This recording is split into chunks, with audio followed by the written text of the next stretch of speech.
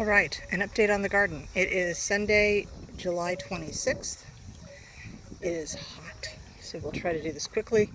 I've lost a rosemary, but I believe it's from overwatering. I do have 3 alternates, one of which I will put in this fall in that spot, and we'll see. Chives are happy. Lavender is happy. The butterfly bushes, regardless of whether they're invasive or not, are doing pretty well in that bed. I'm really not watering them. Lavender doesn't really need it the way I did it. And I spot water the butterfly bushes occasionally. Some credible sunflowers are happy. The pollinators love it. I'm still waiting on my Heliopsis to, I think it finally formed buds, but it hasn't bloomed yet. And so maybe it's because it was forced earlier in the plant, the Abernathy and Spencer in their greenhouse, that it bloomed so early and so well last year, but nothing this year. I did harvest the carrots today. Ironically, as I was pulling out my French Parisians, I'm like, it's not worth the effort. And then I moved on. That's the front row, the French.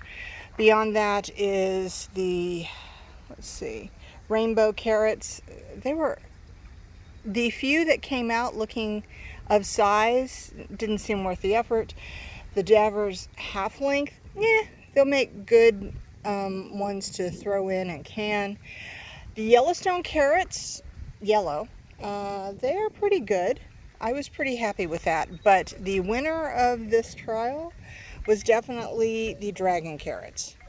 Now I'm going to try some other things because traditional orange, you can't, fault that. So I'm going to try some other things next year, but I will definitely be resowing the Parisian and the dragons, and hopefully they'll get a longer cycle this fall. They'll probably go in another week or two, and I will be following all of the best methods for, protecting them, etc.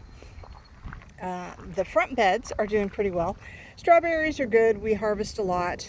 Rosemary's doing great. A little bit too much water on the lavender. I think I've corrected that. What is amazing is the one grapevine has made it to the top, and now I actually have to go tomorrow and get the rest of the things I need to finish the upper arbor, because I didn't expect anything to make it there this year. And that one is just prolific. And to confirm, that one is the Reliance seedless grape. I mean, it's a table grape. It's not for anything else, but I have to say, Stark Brothers hit it out of the park on that one. The other two over here are doing pretty well. The St. Teresa, and I think it's either Reliance or the one over here that didn't make it, which is the Frontenac. That was the one that came kind of cracked when I got it, and it just never recovered. So, I don't know. Peas are completely done, obviously. That was once the potato bed. It is the potato bed again. I put in 2.5 rows of seed potatoes when I was done. And then I've got a few kohlrabi that are starting to come up along the drip line. It's so hot. I don't know if they're really going to make it or not. And then I did put in, just out of curiosity, some carrot seeds, but it hasn't gone well. So that will be a later direct sowing. As I said, I think I know what I'm going to plant. The other thing I found out is that, 1, we're running our drip system off the well, and 2, this isn't dirt, it's iron buildup. And I tried to expand my drip system after the potatoes come out because I didn't need as much water. And these were barely leaking, and water was pouring out of the new runs I put in here of this snip and drip from Gardener Supply. So next year will be something new. Supposedly drip tape from Drip Depot does better with well water, hard water, so I'll be trying that out. I'm going to go back to the usual way of running through the garden. I've left the parsley in. This is root-bearing parsley, so I will get parsnips from it. The black swallowtail butterflies have enjoyed it, as well as the carrots. So That worked well. Here is my carrot that has gone to seed. Sadly, it is from the mix, and that didn't do well at all. So don't really think I need to, but it's a learning experience and it will bring pollinators, so we'll let it flower. That's the salsify. I pulled one just to see. It is not ready. I didn't think it would be. And then I have got zucchini and maybe a little bit of cucumber in there. I have harvested a couple out. One of the things I need to do is be able to get to it, and the carrots were literally, you know, I don't know how far above it, and it was just really a challenge. So that gives me some access as I resow. I think I'm going to be doing some of the broccolis and other things in here just so I can put a row cover on them and try to protect them from any errant things that want to come and eat. And I still have beets in, like I said, the salsify. The beans have gone over the arch. That is very good. Quite happy with that. Pick regularly, should be picked even more often. I have chastised Todd for that because they're a little tall for me to pick now. I do have some ears of corn, but it's been a weird year. I don't know if it was too much water or too little water or what, but it's not as happy as I had hoped it would be, although I still have green. I think the afternoon sun might literally be frying these on the outside. So I had a huge tomato harvest yesterday, and they're coming. So it's rather impressive. I have a lovely heirloom on the other side that is massive. But the golden nuggets have just been prolific. They're awesome. As I mentioned before, I messed up, and these are indeterminate, so I'm working with them right now. I'm still keeping them upright. We'll see how it goes. At some point, I probably will just top them and call it a day. I still need to string them, and I need help doing that, so I need to get Todd out here, which means a cool, not rainy evening. Swiss chard still going. Curly kale still going. Those are all good. I do have some bush beans, although it's kind of hard to see them, but they are producing. I've got, you can see, I've got some beans on those. So all the carrots, or sorry, all of the tomatoes are good. I spent quite a bit of time yesterday working on a little bit of pruning, but certainly shoring them up. The rains that have come through, the hard storms the past few days, have just been ridiculous. The tomatillos, I was unprepared for how large, viney, intertangled they would be. So I spent a bit of time yesterday as well just trying to organize them so that I could even work in there. And I still actually need to do some with the tomato there, but I ran out of time at some point.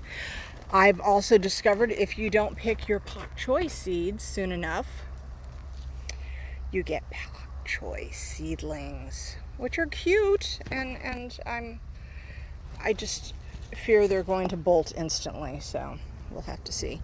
A little more over here. I think these are actually cucumbers, but they were so buried by the other stuff it was hard to tell. I did put in some peppers, and I have a couple that are starting to form fruit, if I can see it in there. But they are flowering. They've got a little more light now that I shored up the tomatillos. More green beans. Todd needs to come out here and play with his beans. And then the corn. I'm actually leaning towards maybe too much water, which I was worried I wouldn't be giving it enough, but it seems to be the other way around, but it's hard to know. So again, this is the first year trying to figure it out. So I come over here, more Swiss chard. It's happy. I have been cutting it and dehydrating it and then making it into a powder to add to soups, shakes, etc. The celeriac celeriac, whatever you want to call it, is doing very well. The bulbs are coming along. Celery is looking good. I probably need to go ahead and pick some just to thin it out a little bit. And I'm letting a couple of the lettuce go to seed just out of curiosity. Buttercrunch has done good for me. I figure between those two plants, I will never need to buy buttercrunch seed again. Onions, I need to get them out, but it's been so wet. I need them to dry a little bit. So tonight I'm only going to water by hand, and I'm going to avoid that area. Let's see, the calendula is good. Everything else is coming along nicely. I haven't checked out on the fruit trees lately, but last I saw, things were progressing. Ironically, the ones that are in the bags, I don't know if it's the winds that maybe push the bags against them and dislodge them, but a lot of the little fruits seem to have been knocked off and are just captured in the bags. And the groundhog family is rather active. They have a home under or right by that pile of scrub and the tree there, so they're not moving. We just have to kind of deal with it. I do have some more projects. I need to plant up some Bergamot sage. I need to transplant my citrus trees. I've got a lime and a key lime. I would like a lemon, but then you'd like them to sell you one and actually be a lemon instead of a lime tree. Although I like lime too. That one hadn't survived, so or maybe the lemon didn't survive and they mislabeled them when they sent them. But I will deal with that probably later this year. The fire pit area is basically done. I am working on the chairs. It's just been too hot to be out here fooling with it. There are a few things I need to do before I would bring them inside. So I haven't done that yet, my bad. And that's about it. We're starting to clean out under the deck. I still have one third bag of aggregate over there, and that is for the walk on this side of the raised bed. Post holes are underway. We bought a rotary hammer drill, think of a small jackhammer, to try to knock back some of the rocks that are in there that are inhibiting where we're wanting to go. It does no good to try to use an auger on that. I did as much as I could between that and the post hole. It's not really a digger. Well, anyway, it's a pry bar for post holes. And I did finish all three of the cold frames for this winter. Yay. I'm just letting them sit, obviously. Don't need to put anything in them now. And then the plan back here, aside from the post holes the posts that are there, is to do 3 more 3x16 raised beds. Maybe one will be half height so I can actually put a frame up and do properly indeterminate tomatoes. But I'll do those, and then as you get closer to the shed, there'll be a gate so that we can drive through.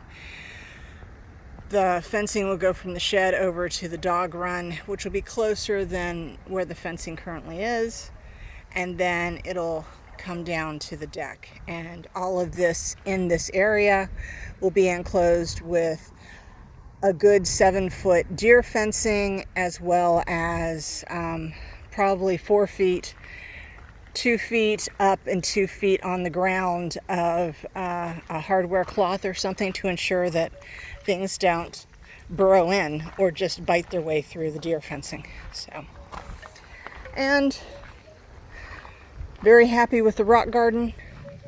Starting to work on a path to go around front. Still have things to do under there, but everything is progressing.